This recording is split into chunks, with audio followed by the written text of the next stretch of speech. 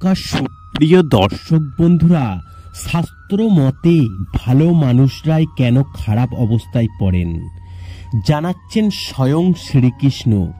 কি বলেছেন আপনারা জানেন? দেখুন, এই পৃথিবীতে কেউ কারোরই কিন্তু আপন নয়। একদিন সকলকেই এই পৃথিবী ছেড়ে চলে যেতে হবে।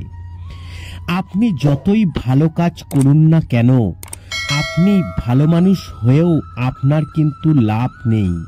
কারণ ভালো মানুষরাই সব সময় খারাপ অবস্থায় পড়ে, আর খারাপ মানুষরা সব সময় ভালো সময় কাটায়। এর কারণ জানেন? জানাচ্ছেন স্বয়ং শ্রীকৃষ্ণ।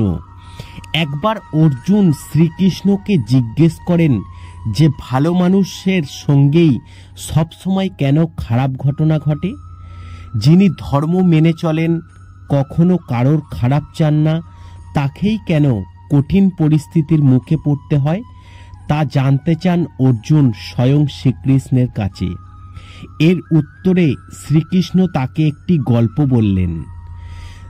শ্রীকৃষ্ণ বললেন যে আগামী 28শে আগস্ট গোটা দেশে পালিত হচ্ছে এই জন্মাষ্টমী। এই দিনেই নাকি শ্রীকৃষ্ণের জন্ম হয় বলে হিন্দু ধর্মে বিশ্বাস করা হয়।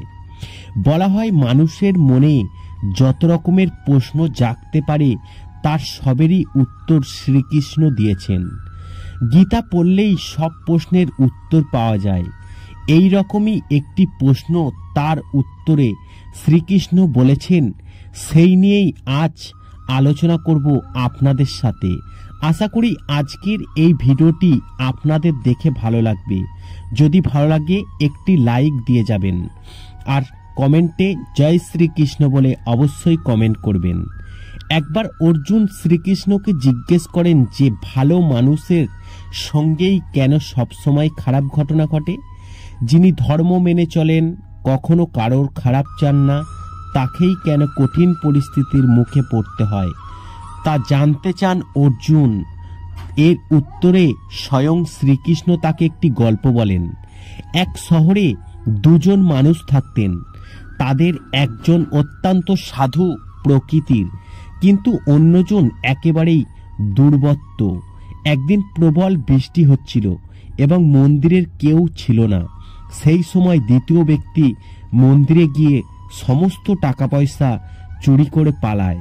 কিছুক্ষণ পরে ভালো মানুষটি মন্দিরে পুজো করতে গেলে দ্বিতীয় ব্যক্তিও সেখানে যায় এবং প্রথম জনের ঘাড়ে চুরির দাস চাপায়, এবং সবাই তখন অকারণে ভালো মানুষটিকে প্রচুর অপমান করে এবং মনের দুঃখে মন্দির থেকে বাইরে বেরোতেই একটি গাড়ি এসে তাকে ধাক্কা মেরে চলে যায়। তিনি গুরুতর আহত হলেও প্রাণ বেঁচে যান কোনো কারণে। এদিকে চুরির সব টাকা হাতিয়ে নিয়ে মনের আনন্দে দিন কাটায় এক সাধু ব্যক্তি। কয়েক বছর পর দুজনেরই মৃত্যু হয় এবং তারা দুজনেই যমরাজের কাছে যান, এবং সৎ পথে থেকেও কেন তাকে সারা জীবন কষ্টে থাকতে হয়েছে তা জানতে চান প্রথম ব্যক্তি। যমরাজ তাকে বলেন, যেদিন তার দুর্ঘটনা হয়েছিল সেদিনই তার মরে যাওয়ার কথা ছিল। তার ভালো কাজের জন্যই তার আয়ু বাড়িয়ে দেন ভগবান।